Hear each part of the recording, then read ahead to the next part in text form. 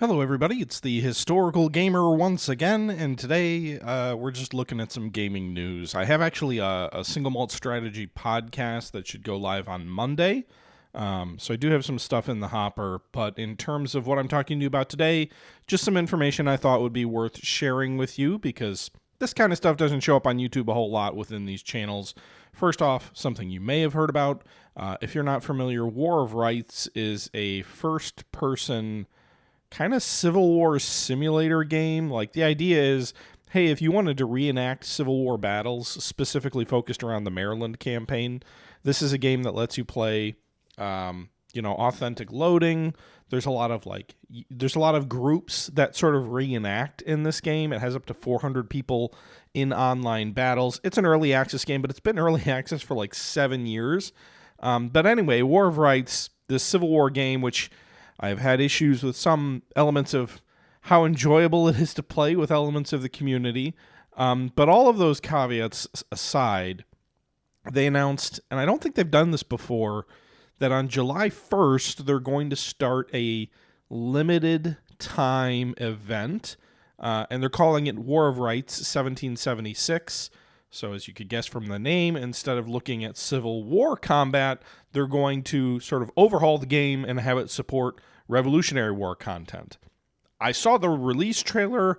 I've seen nothing else about it. It's not a DLC. I think it's just like a free limited time event, presumably to like take place around the American Independence Day period. So like you can play as Redcoats, as, American, rebels, if you will. And it looks kind of interesting. So just wanted to share that with you all in case you missed it. I've played War of Rights, not really lately. Played it a bit in the past. And it's weird because it's like one of those games where like they're trying to go for hardcore, like you should fight in formation, you should stay close to your men, your flag, you should sort of like try and fight it quasi like a real battle, and then you kind of get penalized if you go outside of that. But it's like it's very dependent on the group you have with you. Like there are units that are basically like, and I think some Civil War reenactor units even do this, where like they drill together in the game. But then there's also just like you show up with randoms who are used to playing FPSs and running around. So it's kind of a mixed bag there. There is some less than savory elements to the voice chat that you might stumble across from time to time. But I did think it was noteworthy that they're doing a Revolutionary War event, and I wanted to share that with you guys. Other gaming news, there is a sale right now for Decisive Campaigns. We haven't really played a lot of that on the channel, but it is kind of a groggy game.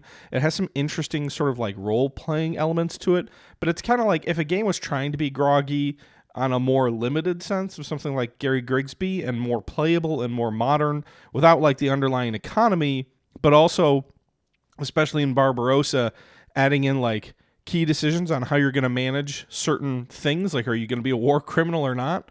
It's a very interesting series of games. So I know Tortuga's played a lot on his channel, and I just wanted to share it's on sale, but it's not on sale on Steam. So there's a link in the description. Matrix Games is offering this game for up to 76% off. This series of games. Decisive Campaigns Ardennes Offensive is 30% off, usually $40, selling for $28. Barbarossa, which I think is the best in the series, which looks at Operation Barbarossa, is 67% off, so it's usually $50. You can get it for $16. And then I think it's a DLC for Barbarossa, or maybe it's a base game. Case Blue, which looks at the Stalingrad campaign, is 76% off, so it's under $10. And then Warsaw to Paris is under $10 as well. I think Warsaw to Paris and Case Blue are older, actually. They're not DLCs. They're older, looking at, again, Stalingrad and then the 1940 campaigns. Barbarossa, which I think is the best of the series, is $17. And then Ardennes Offensive, which I have not played, is the newest of the games that came out recently. I believe they're also like designed and made by Victor, the guy behind the Shadow Empire games, I think. But yeah, in any event, link in the description. They're on sale only through Matrix's website. I assume, at least in the past, if you bought through them, you could get a Steam code. I know Steam cracked down on that a little bit, where game devs weren't necessarily automatically given a Steam code. And I don't know if all the Decisive Campaigns games are on Steam. I know our Den's Offensive is. Let's take a look. Would help if I could spell. It does look like they are all on Steam, but they're not on sale on Steam. So I don't know if you get if you get a key for it or not on Steam. Long-winded way of me saying that. So we did 1776. We did Decisive Campaigns sale. One other thing I thought was worth sharing with you guys. I don't know how many of you are following Seapower closely or not. We've played it on the channel. It's made by Decisive Games, from one of the developers from Killerfish who made Cold Waters. It is published by MicroProse. It's kind of like a modern day version of Fleet Command. It's been in early access for a little while. We played it on the channel when it first came out, but really I've been waiting for the campaign to come out before I actually delve too far into it, just because I like stories. I want games that tell stories, and I thought, the individual scenarios vary by quality greatly. It's hard for it to put me into the shoes of the commanders in that game, because in many of the scenarios, the world building is so bad that it's just kind of all right, it's kind of like playing with micro machines or something like that, where you haven't even made up in your mind what's going on. You just got little machines are driving around and shooting at each other or something, but there's no sense of why. Some of the scenarios have decent briefings if you read through that. Some of them don't, but they're all individually packaged scenarios right now. Pretty creative editor there also. But they did announce that in their next update, one of their dev blogs came out, said they're updating to Unity 6. They're working on some AI upgrades. But they also did mention they're working on a linear campaign structure. So the long tail of this game, sort of the ultimate selling point is, hey, eventually we're going to have this dynamic campaign of a hypothetical World War III, and you're going to be commanding the naval forces in that game. And that's kind of the thing that got a lot of people on board with this game, who've been like, awesome, dynamic campaign. However, if you go back to games like Fleet Command or other things like that back in the day, linear campaigns are the way it were. You'd have highly curated scenarios with sort of trigger events, and you'd have an explanation of what's going on. It's not all in your head. And you play games like that, and linear campaigns could be really great. Well, apparently they are working on a capability to develop linear campaigns. It sounds like it is with the intent of testing and learning for the dynamic campaign eventually, but it does sound like they're going to open this linear campaign, I'm assuming, up to creators and mods. And I think that's awesome, because there have actually been quite a few sort of creative scenarios that folks have made in Steam Workshop for this game, but they've just been unofficial. They haven't been linked. And it sounds like this linear campaign structure is kind of dynamic, in the sense that if a scenario goes one way, you could have one result and you could go down one path. If you lose a scenario, you could go down another path. So almost like the Sid Meier's Gettysburg way of it's not dynamic in that anything can happen, but different results can trigger different paths. So that sounds really cool. I'm excited about that. And apparently they're also working on biologics as well. But that's all I really got for you guys today. I did want to share those updates. I thought most of those things probably fly under the radar for a lot of folks, and so I wanted to share that. Oh, and one other thing, I think I mentioned. I don't think I mentioned this in a previous video. I did mention it in my Discord, but basically, I just want to apologize, guys, if you've been getting a ton of ads lately on the channel. I did not realize that I had a option selected when I uploaded videos that was checked to allow YouTube to automatically insert ads as often or wherever it wanted in videos. They made a change back in March, where they were going to default mid-roll ads on, and I usually don't do a lot of mid-rolls, if any. Up until that point, I had mid-rolls kind of turned off, but at that point they made a change where they were automatically opting people into mid-rolls. And so I decided, along with, I watch other content creators as well. I figured, all right, some of these videos that I'm doing, they're a bit long. It's not the end of the world. I think it's reasonable to say, if you've watched a video for 20 or 30 minutes, having a single ad break in an hour-long video, or 2 ad breaks in an hour-long video, is reasonable.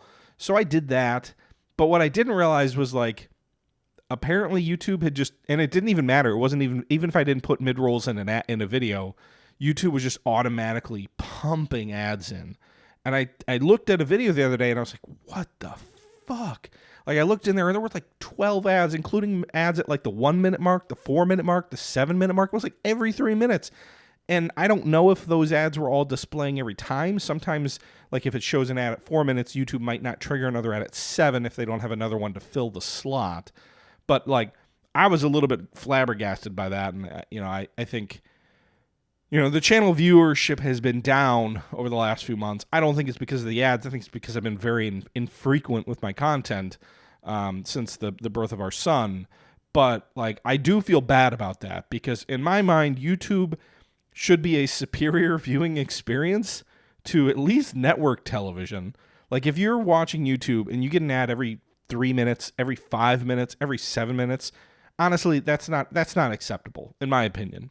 I understand people got bills to pay. Like I'm a content creator. I get it. The platform is expensive to host. Google needs its cut too. Like I get that. None of this stuff is free. And when you're not paying for a membership, like you're paying with your data, with your views, like this stuff all goes away if there's no one watching ads, or it all goes behind a paywall, which isn't better off for people who can't afford that. So like, I'm sympathetic to the notion of there needing to be ads. It's why I run ads. Like I as much as this is a part-time thing that I don't ever anticipate or even intend to be full-time, like it's nice when you're spending hours of time working on stuff to get something for that to kind of like justify the investment you're making from a time perspective, especially when you have other things like family going on. But, in terms of, again, it should be a superior viewing experience to at least network TV. And so like if you're seeing an ad every 5 minutes, every 7 minutes, to me, that's unacceptable. I think if it's every 15, every 20, every 30 for sure, that's reasonable. Like that's enough to sit down. That's enough to enjoy things. And like, okay, if it throws a 30-second ad or something in after 30 minutes, big deal, right? That's my perspective. But I just wanted to apologize for that. I went back in and retroactively turned all of those videos mid-rolls. I didn't turn the mid-rolls off, but I removed the automatic feature so that Google should not be inserting ads automatically. So basically on my videos, you should never see an ad more often than every 15 minutes, really every 20 to 30 minutes in a video. I won't have mid-rolls on this. It's not a long enough video for me to justify that. But I do feel bad. I do want to apologize because that's something I should have caught, and I was not intending to subject you guys to that kind of experience over the last, really, it's been since March. So I do apologize for that.